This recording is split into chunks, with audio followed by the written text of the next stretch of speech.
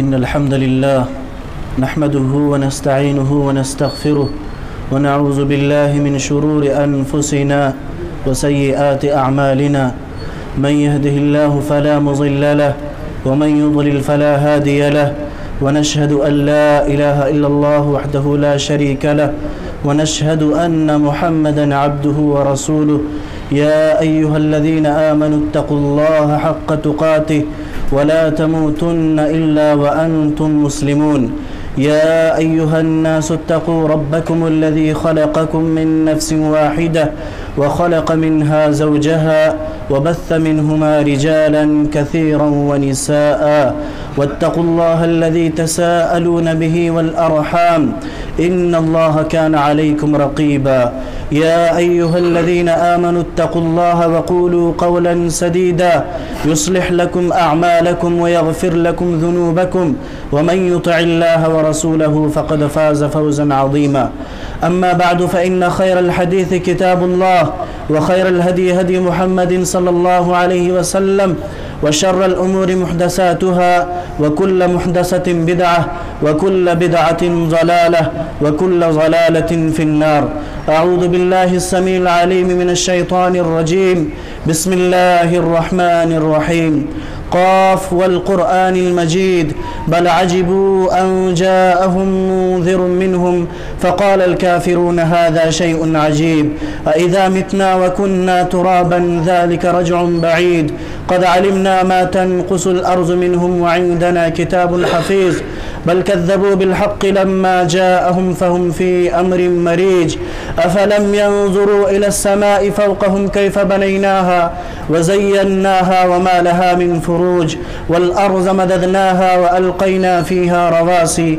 وأنبتنا فيها من كل زوج بهيج تبصرة وذكرى لكل عبد منيب ونزلنا من السماء ماء مباركا فأنبتنا به جنات وحب الحصيد والنخل باسقات لها طلع نضيد رزقا للعباد وأحيينا به بلة ميتا كذلك الخروج كذبت قبلهم قوم نوح وأصحاب الرس وثمود وعاد وفرعون وإخوان لوط وأصحاب الأيكة وقوم تبع كل كذب الرسل فحق وعيد أفعينا بالخلق الأول بل هم في لبس من خلق جديد وقال جل وعلا في مقام آخر كل نفس ذائقة الموت وإنما توفون أجوركم يوم القيامة فمن زحزح عن النار وأدخل الجنة فقد فاز محترم حاضرین جمعہ و دینی ملی بھائیوں اور خواتین ملت اسلامیہ،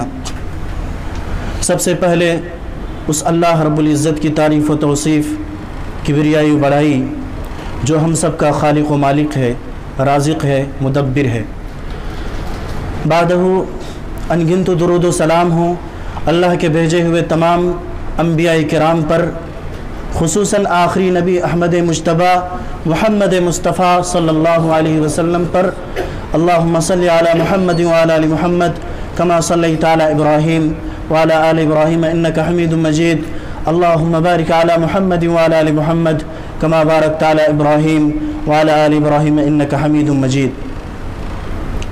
دوستو اور ساتھیوں، دنیا میں ہر انسان کامیاب ہونا چاہتا ہے۔ ہر انسان کامیابی کی تلاش میں لگا رہتا ہے۔ تو کامیابی کس چیز کا نام ہے؟ آج ایک انسان کی کامیاب ہونے کا جو معیار ہے وہ مختلف ہے۔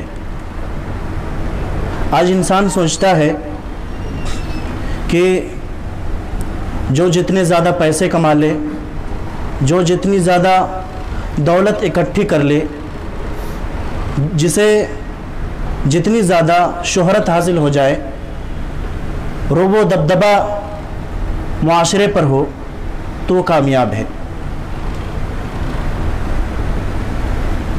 اصل کامیابی اور حقیقی کامیابی کیا ہے؟ اگر دیکھا جائے تو یہ پیسے کمانا، دولت اکٹھی کرنا، یہ دنیاوی اعتبار سے تو کامیابی ہے، دنیاوی اعتبار سے کامیابی ہے، لیکن یہ حقیقی کامیابی نہیں ہے۔ یہ ہمیشہ رہنے والی کامیابی نہیں ہے، ہمیشہ فائدہ پہنچانے والی کامیابی انسان کے لیے نہیں ہے۔ حقیقی کامیابی کیا ہے؟ اللہ رب العالمین نے سورہ آل عمران کے اندر حقیقی کامیابی کا معیار بتلایا۔ وہ کیا ہے؟ فرمایا کل نفس ذائقۃ الموت وانما توفون اجورکم یوم القیامہ فمن زحزح عن النار وادخل الجنۃ فقد فاز۔ فرمایا کہ ہر جاندار کو مرنا ہے، ہر نفس کو مرنا ہے، اور کل قیامت کے دن ہر نفس کو، ہر آدمی کو اس کے کیے کا پورا پورا بدلہ دیا جائے گا۔ فمن زحزح عن النار، پس جو شخص جہنم سے دور کر دیا گیا، جہنم سے بچا لیا گیا، وَأُدْخِلَ الْجَنَّةَ فَقَدْ فَاز، اور جنت میں داخل کر دیا گیا، فقد فاز، تو کامیاب ہو گیا۔ یہ اصل اور حقیقی کامیابی ہے۔ اور اسی بات کا تذکرہ کرتے ہوئے اللہ رب العالمین نے سورہ انعام کے اندر بھی ارشاد فرمایا مَن يُصْرَفْ عَنْهُ يَوْمَئِذٍ فَقَدْ رَحِمَهُ وَذَلِكَ هُوَ الْفَوْزُ الْمُبِينُ، جس کو اللہ کے عذاب سے بچا لیا گیا، سمجھو کہ اسی کے اوپر اللہ رب العالمین کا رحم ہوگا، رحم و کرم ہوگا۔ وَذَلِكَ هُوَ الْفَوْزُ الْمُبِينُ، اور یہ بہت بڑی کامیابی ہے۔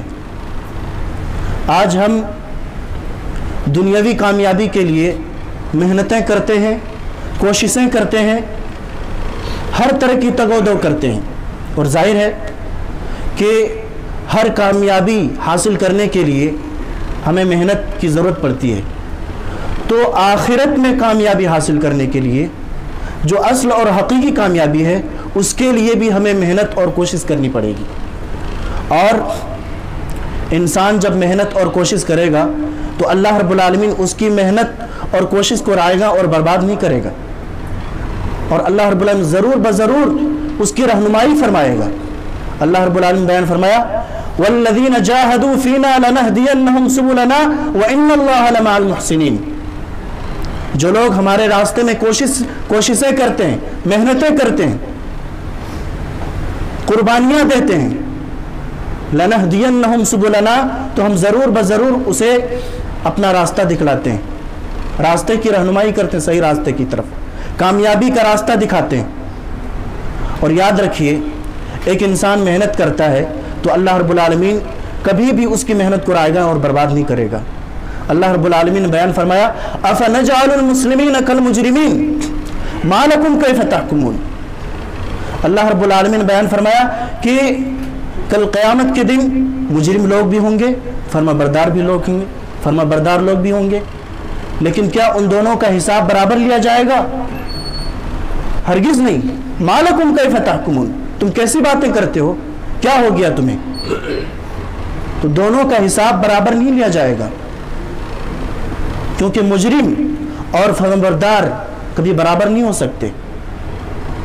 تو اصل کامیابی اور حقیقی کامیابی کیا ہے؟ جنت میں داخل ہونا ہے اور جہنم سے اپنے آپ کو بچانا ہے۔ آئیے دیکھتے ہیں قرآن کریم کی روشنی میں کہ یہ کامیابی ایک انسان کو کیسے حاصل ہوگی۔ سورہ بقرہ کی ابتدائی آیات پڑھیے۔ اللہ رب العالمین نے ابتدائی چند آیات کے اندر ارشاد فرمایا الف لام میم ذالک الکتاب لا ریب فیہ ھدی للمتقین۔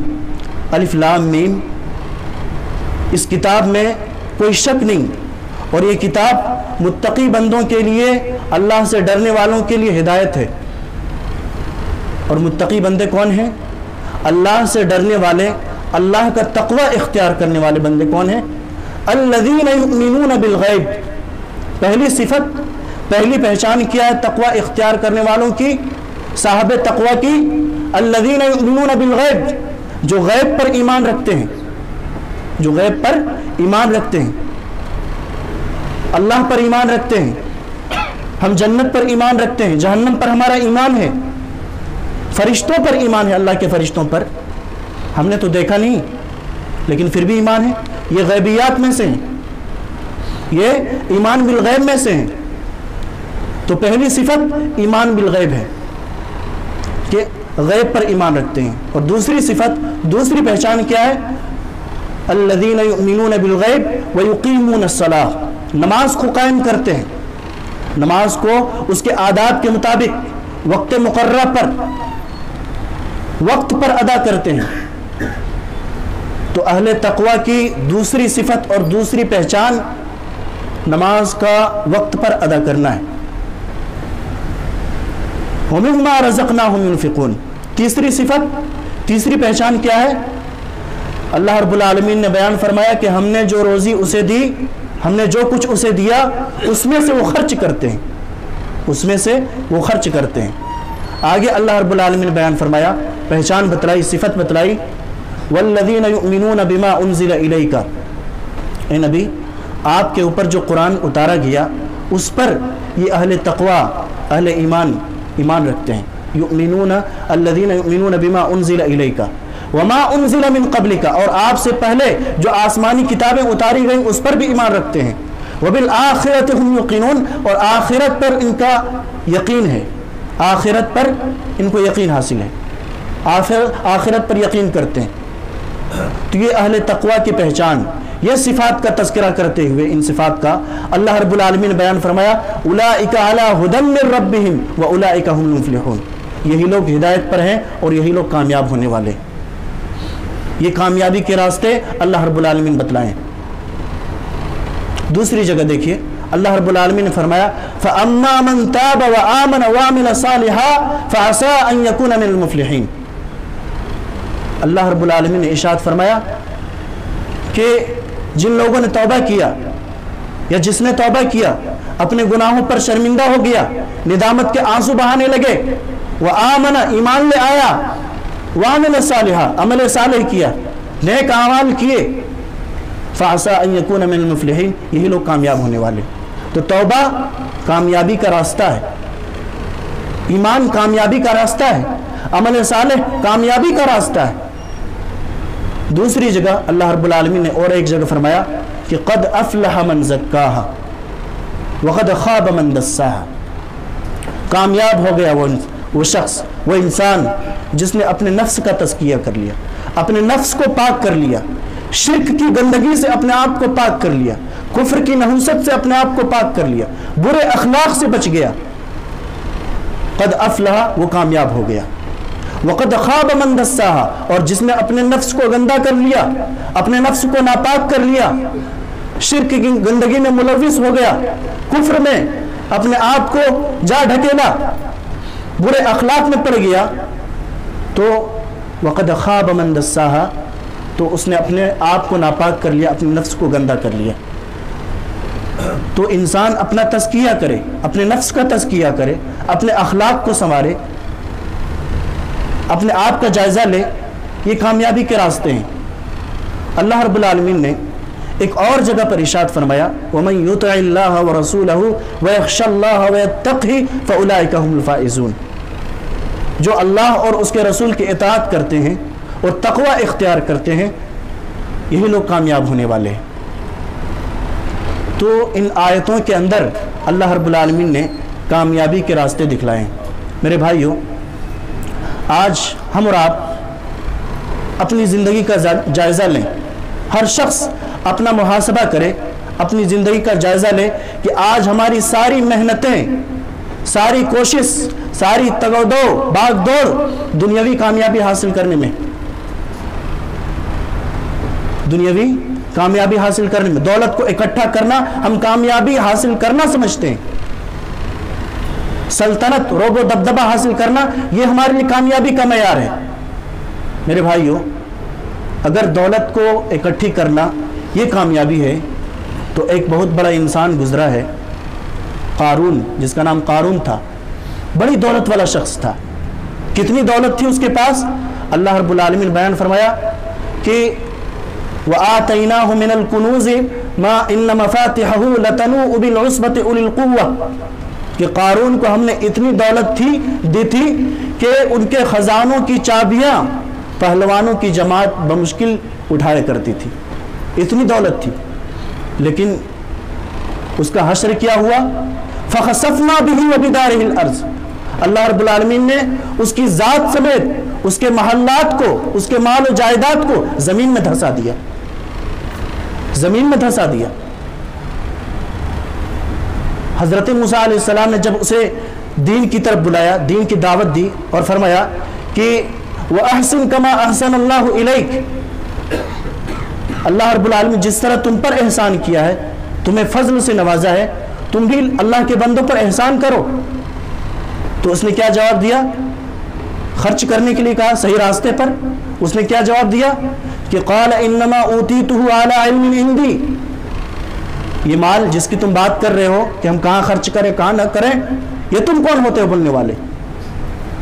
یہ تو ہم اپنے ٹیلنٹ سے ہم نے اس مال کو حاصل کیا ہے، یہ تم سے کس نے کہہ دیا کہ اللہ نے ہمیں دیا ہے؟ بغاوت کیا اور کہا کہ ولا تبغ الفساد فی الارض، زمین میں فساد مت پھیلاؤ۔ لیکن اس کا حشر و نشر کیا ہوا؟ حشر کیا ہوا؟ زمین میں دھسا دیا گیا۔ فخسفنا بہ وبدارہ الارض۔ تو قارون کے پاس دولت ہے لیکن پھر بھی وہ اللہ رب العالمین کے نزدیک ناکام ہے، نامراد ہے، خائب و خاسر ہے۔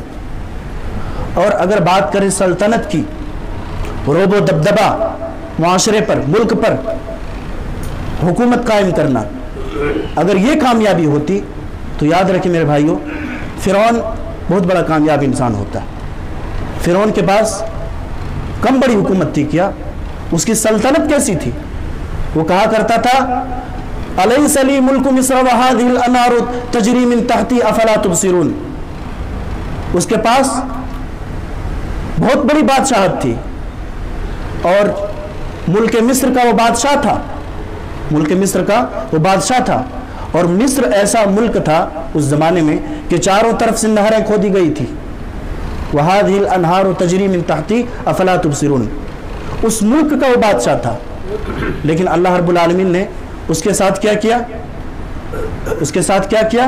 اس کی چمک کو، اس کی دمک کو، اس کے چکا چوندھ کو، ساری چیزوں کو دریائے نیل میں ڈبو دیا۔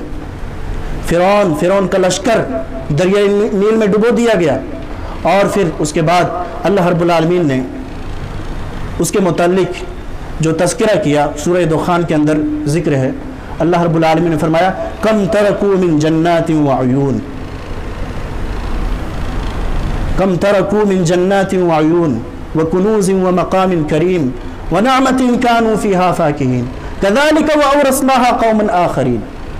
فرعون ڈوب گیا اپنے لشکر سمیت، لیکن انہوں نے اپنے پیچھے نہریں چھوڑ دی، محلات چھوڑ دیے، وزیر چھوڑ دیے، ساری چیزوں کو چھوڑ دیا۔ وَنَعْمَةٍ كَانُوا فِيهَا فَاكِهِينَ، آرائش عیش و آرام کی چیزوں کو چھوڑ دیا، اور فرمایا کہ كَذَلِكَ وَأَوْرَثْنَاهَا قَوْمًا آخَرِينَ، ہم نے ان تمام چیزوں کا وارث دوسروں کو بنا دیا۔ یہ دنیا کا حال ہے، یہ دنیا کی حقیقت ہے۔ آج انسان سوچتا ہے کہ ہم اپنے لیے کماتے ہیں، انسان کا پیسہ، انسان کی دولت جب وہ مر جائے گا تو دوسرے کا ہو جاتا ہے۔ وہ انسان کی دولت کا وارث کوئی اور ہوتا ہے۔ تو دولت اگر کامیابی کا معیار ہوتا تو قارون کبھی برباد نہ ہوتا، حکومت، سلطنت، روب و دبدبہ اگر کامیابی کا معیار ہوتا تو فرعون کبھی غرق آب نہ ہوتا، فرعون کو اللہ رب العالمین دریائے نیل میں نہ ڈبوتا۔ آج انسان اپنے بارے میں کتنا خیال رکھتا ہے کہ کس طرح سے ہمیں نفع حاصل ہو، چاہے وہ کسی بھی طریقے سے، کس طرح سے نفع حاصل ہو جائے، وہ گھاٹے میں رہنا نہیں چاہتا اور ہمیشہ اس بات کا خیال رکھتا ہے۔ یہ انسان کی سوچ ہے، اور اللہ رب العالمین ہمارا خالق ہے، اللہ رب العالمین ہماری سوچ کو ہم سے بہتر جانتا ہے۔ اللہ رب العالمین نے ہماری سوچ کا تذکرہ بھی فرما دیا۔ بسم اللہ الرحمن الرحیم وَيْلٌ لِكُلِّ هُمَزَةٍ لُمَزَةٍ الَّذِي جَمَعَ مَالًا وَعَدَّدَهُ يَحْسَبُ أَنَّ مَالَهُ أَخْلَدَهُ، ویل ہے، بربادی ہے انسان کے لیے جو اپنے مالوں کو گنتا ہے، اپنی دولت کو اکٹھی کرتا ہے اور سمجھتا ہے کہ یہ دولت ہمیشہ رہنے والی چیز ہے۔ آج انسان کثرت کی طلب کرتا ہے کہ کس طرح سے ہمارے پاس اور آ جائے اور آ جائے. یہ کثرت کی طلب، کثرت کی جستجو انسان کو دین سے غافل کر دیتا ہے. اور کب تک یہ کثرت کی طلب رہتی ہے انسان کے اندر؟ مال کی کثرت، پیسے کی کثرت، دولت کی کثرت، حکومت پر قابض ہونا، معاشرے پر قابض ہونا، اس بات کی حرص انسان کے اندر پائی جاتی ہے. اور کب تک یہ کثرت کی طلب و جستجو ہوتی ہے؟ اللہ رب العالمین بیان فرمایا الہاکم التکاثر. انسان کو اس کی طلب کثرت نے، یعنی جو کثرت وہ چاہتا ہے، جس زیادتی کو چاہتا ہے، اس چیز نے انسان کو دین سے غافل کر دیا، شریعت سے دور کر دیا. اور کب تک دور کیا؟ حتی زرتم المقابر، یہاں تک کہ وہ اپنی قبروں میں چلے جائیں، قبرستان میں چلے جائیں. آج انسان دھوکہ دڑی کرتا ہے، انسان دوسروں کے بارے میں بدگمانی کرتا ہے.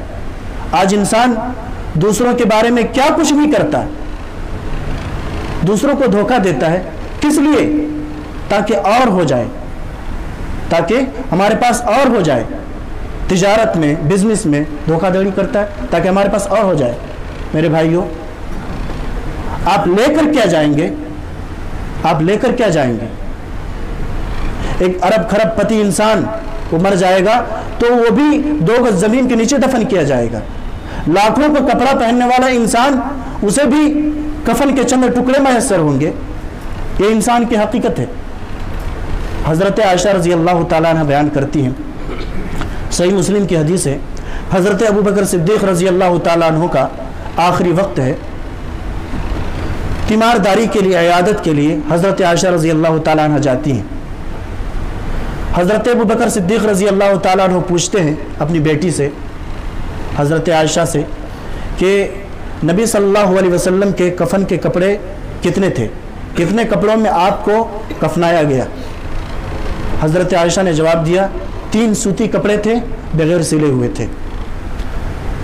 حضرت ابوبکر نے خواہش کی کہ مجھے بھی 3 کپڑوں ہی میں دفن کیا جائے، کفنایا جائے. اور ساتھ میں حضرت ابوبکر نے دیکھا کہ ایک پرانا کپڑا، داغ دھبے والا کپڑا لٹکایا ہوا تھا. نظر پڑی، کہا کہ ساتھ میں اس کپڑے کو بھی شامل کرنا. تیسرے کپڑے کے طور پر 2 کپڑا اور تیسرے کپڑے کے طور پر یہ کپڑا شامل کر لینا دھل کر کے. حضرت عائشہ نے کہا کہ ابا جان، یہ تو پرانا کپڑا ہے، ہم آپ کو نئے کپڑے میں کفنائیں گے. تو حضرت ابوبکر صدیق رضی اللہ تعالیٰ عنہ نے کیا جواب دیا؟ ان الحی احق بالجدید المیت. زندہ انسان زیادہ حقدار ہے نیا کپڑا پہننے کا بنسبت مردہ انسان کی. ہم نے تو مر جانا ہے، اس نئے کپڑے کا کیا ہونا ہے؟ یہ بھی مٹی میں مل جائیں گے. یہ ہماری زندگی حقیقت. آخری بات کے طور پر ایک حدیث ذکر کرتا ہوں. صحیح مسلم کی حدیث ہے، حضرت عبداللہ بن عمرو بن عاص رضی اللہ تعالیٰ عنہ سے روایت ہے، اللہ کے رسول صلی اللہ علیہ وسلم نے 3 چیزیں بتلائی ہیں کہ انسان اگر ان 3 چیزوں کو حاصل کر لے تو سمجھو کہ وہ کامیاب ہے. اللہ کے نبی صلی اللہ علیہ وسلم نے فرمایا قد افلح من اسلم، کامیاب ہو گیا وہ انسان جو اسلام لے آیا. یہ اسلام بہت بڑی دولت ہے. آج دنیا میں کروڑوں انسان ہیں، لیکن ان کا حال کیا ہے؟ وہ غیروں کے سامنے اپنے سر کو جھکاتے ہیں. کوئی پتھر کو اپنا دیوتا مانتا ہے، درخت کو پوجتا ہے، گائے کو پوجتا ہے، نہ جانے کہاں کہاں سجدہ کرتے پھرتا ہے. میرے بھائیوں، جب آپ ان لوگوں کو دیکھیں تو کیا آپ کے اندر وہ طلب پیدا نہیں ہوتی اللہ رب العالمین کے شکر ادا کرنے کا کہ اللہ رب العالمین نے ہمیں حالت اسلام میں پیدا کیا؟ یہ اسلام بہت بڑی دولت ہے. اللہ کے نبی صلی اللہ علیہ وسلم فرمایا قد افلح من اسلم، کامیاب ہو گیا وہ انسان جسے اسلام نصیب ہو گیا.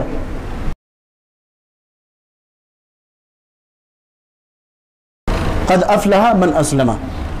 فرمایا کہ ورزق کفافن، ورزق دوسری چیز، ورزق کفافن، جسے اتنی روزی دے دی جائے، جس سے اس کی زندگی بسر ہو جائے، جس سے اس کی زندگی بسر ہو جائے، وہ کامیاب ہو گیا۔ انسان کو رہنے کے لیے کیا چاہیے؟ سر چھپانے کے لیے چھت، 2 وقت کی روٹی نصیب ہو جائے، یہ بہت بڑی کامیابی ہے۔ وَرُزِقَ كَفَافًا، اسی لیے اللہ کے نبی صلی اللہ علیہ وسلم نے اپنے آل کے بارے میں، اپنے خاندان کے بارے میں بھی یہ دعا کی، اللہم ارزق آل محمد کفاف قوتا، اے اللہ آل محمد کو اس کی خوراک کی مقدار تو رزق دے۔ تیسری چیز اللہ کے نبی صلی اللہ علیہ وسلم نے بیان فرمایا، بڑی اہم چیز ہے، وَقَنَّعَهُ اللَّهُ بِمَا آتَاهُ، اور اللہ رب العالمین جو اسے دے دے اس پر وہ قناعت اختیار کرے، اس پر انسان قناعت اختیار کرے، اطمینان نصیب ہو جائے۔ آج انسان دوسروں سے حسد کرتا ہے، آج انسان لالچ میں مبتلا ہوتا ہے، کیوں؟ کیونکہ اسے قناعت نصیب نہیں ہے، اطمینان نصیب نہیں ہے۔ جتنا اللہ رب العالمین نے دیا ہے اس پر وہ صبر اور شکر کے ساتھ زندگی نہیں گزارتا، تو یہ قناعت بہت بڑی دولت ہے۔ اللہ کے نبی صلی اللہ علیہ وسلم نے تو یہ 3 چیزیں بتلائی۔ اللہ رب العزت سے دعا ہے کہ اللہ تبارک و تعالی ہمیں اصل اور حقیقی کامیابی کے لیے محنت کرنے کی توفیق دے اور ہمیں قناعت نصیب کرے۔ اللہ رب العالمین جب تک ہمیں زندہ رکھے، اسلام پر زندہ رکھے، اور جب ہمارا خاتمہ ہو حالت ایمان پر ہو، ثابت قدمی پر ہو، آمین۔ اقول قولی ھذا واستغفر اللہ لی ولکم ولسائر المسلمین فاستغفروہ انہ هو الغفور الرحیم۔